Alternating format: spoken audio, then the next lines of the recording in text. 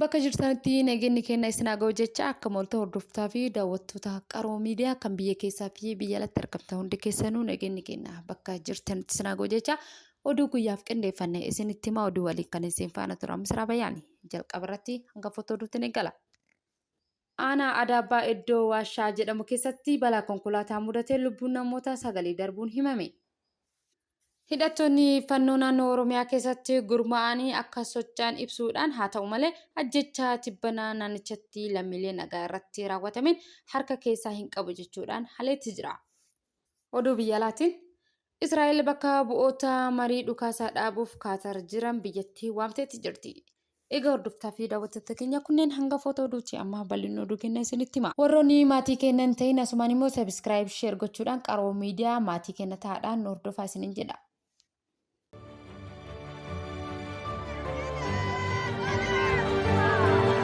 Bidiruun Xaanaanesh lammaffaan guyyaa 10 booda bakka ga'umsa ishee xumuranii geessi hoogganaa garee imala Xaanaanesh. Bidiruun Xaanaanesh lammaffaan bitootessa 30 bara 2017 buufata doonii Jibuutii doolaareedhaa ka'uudhaan caamsaa 7 bara 2017 Itoophiyaa kan seente yoo ta'us haala teessuma lafaa rakkisaa keessa imaluudhaan bakka amma jirtu kana geettee jirtis jedhameera. Imala rakkisaa kana xumuruudhaan guyyoota 10 booda haalli fi rakkoon addaa yoo ishee qunnamus baatee bakka ga'umsa ishee haroo Xaanaa akka geessu hoogganaa fi qindeessaan garee imala bidiruu Xaanaanesh lammaffaa Saamsoon Gabrasillaasee himaniiru.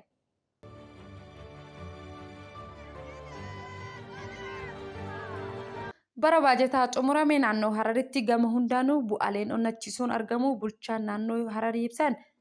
Bara 2017 bara baajataa xumurame irratti naannoo Hararitti dameelee hundaanuu bu'aaleen onnachiisuun galmaa'uu isaanii bulchaan naannoo Hararii Ordiin Birrii ibsaniiru.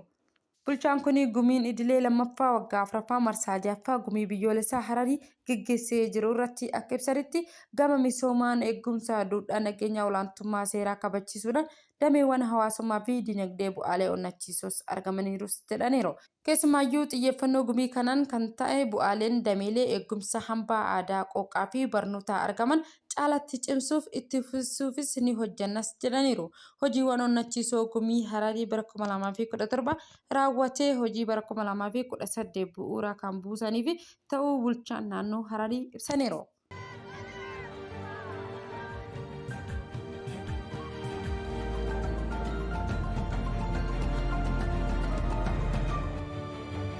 Aanaa Adaabaa iddoo Waashaa jedhamu keessatti balaa konkolaataa mudatee lubbuun namoota 9 darbuun himameera.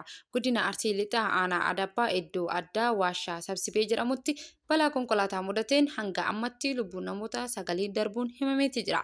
Qindeessaan nageenyaa tiraafikaa waajjira daandii fi loojistiikii Aanaa Adaabaa obbo Magarsaa Baqqalaa akka ibsanitti konkolaataan Doolfiinii gabatee 52 Duwwaajaa ta'ee godina Baalee magaalaa Diishoo irraa imaltoota fe'ee gara magaalaa Adaabaa imalaa ture iddoo addaa Waashaa Sabsibee jedhamutti garagaluudhaan lubbuun namoota 9 darbuu himuudhaan namoonni 4 immoo miidhamanii yaala irra jiraachuus dubbataniiru. Sababa balaa kanaa ariitiidhaan konkolaachisuu akka ta'es obbo Magarsaanis himaniiru.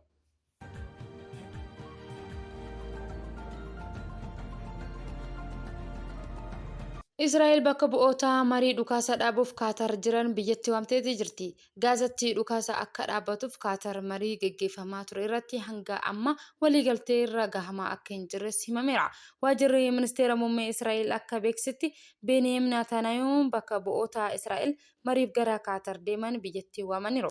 Ibsa waajjirri baaseen deebii Hamaas har'aa ganama kenne irraa ka'uudhaan gareen mariif deemee gorsa dabalataa akka argatuuf biyyatti akka deebi'u murtaa'eetii jiras jedhameera.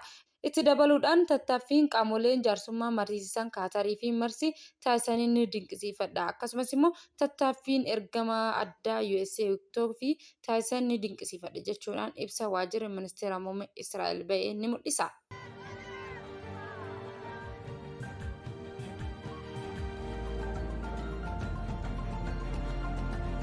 Dhaabbileen oduu fi odeeffannoo idil addunyaa Israa'el gaazexeessonni haala Gaazaa akka gabaasan akka hayyamtu gaafatan.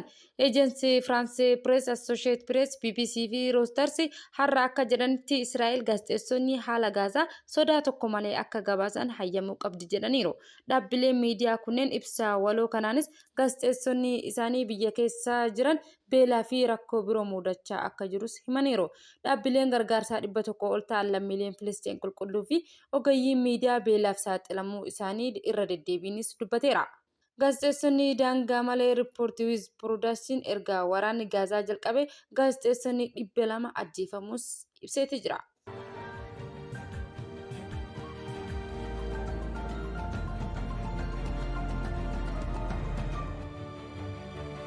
Indiyaa fi Biriteen waliigaltee daldalaa doolaara biliyoona 6 waliin mallatteessan. Ministeerri muummee Indiyaa Narendiir Moodii fi gita isaanii Biriteen Sir Kiir Starmer waliin waliigaltee daldalaa doolaara biliyoona 6 mallatteessaniiru.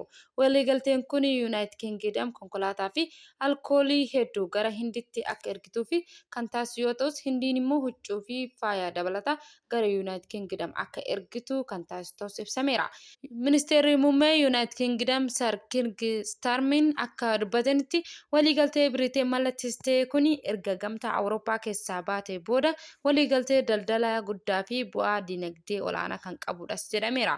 Dhaabbileen Yuunaayitid Kingdom keessatti hojiilee babal'isuu fi dhaabbileen Biriteen hundatti carraa daldalaa haaraa waan argataniif waliigaltee kun lammiilee Biriteen 2,000 ol ta'aniifis carraa hojii akka uumuus ibsaniiru. Ministeerri muummee Moodii fi gama isaaniitiin waliigalteen badhaadhina waliin qabnuu fi wixineedha jechuudhaan leellisaniiru. Waliigaltichi huccuu, kophee fi faaya meeshaalee injinariingii Hindii akka gabaa argatuufis ni gargaaras jedhaniiru.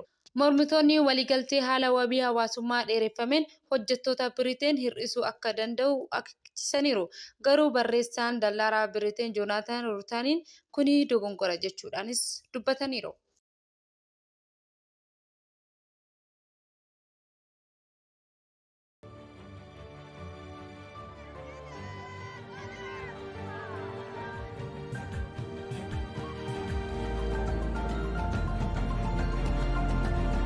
Hidhattoonni fannoo naannoo Oromiyaa keessatti gurmaa'inaan akka socho'an ibsuudhaan haa ta'u malee ajjechaa tibbana naannichatti lammiilee nagaa irratti raawwatame keessaa harka hin qabu jechuudhaan haleera. Hidhattoonni fannoo adoolessa 11 bara 2017 naannoo Oromiyaa Shawaa Lixaa Aanaa Noonootti daa'ima ji'a 6 dabalatee lammiilee nagaa 16 ol ajjeesan jedhamaniifis harka keessaa hin qabu jechuudhaan haleera. Naannichatti godina Shawaa Lixaa Aanaa Noonoo ganda Qondaalaa keessatti adoolessa 11 daa'ima ji'a 6 dabalatee lammiilee nagaa 16 ol hidhattoota fannoo naannoo giddugaleessaa Itoophiyaa godina Guraagee irraa dhufanii jedhamaniin ajjeefamuu jiraattonnii fi ajajaan poolisii godina Noonoo yeroo sanatti himeeti jira. Dhimma kana ilaalchisee hoogganaan fannoo ibsa kenne tokko waraana naamusa qabuu fi sirna qabu jechuudhaan himannaa hidhattoonni fannoo haleellaa kana keessaa harka hin qabu jechuudhaan haleeti jira.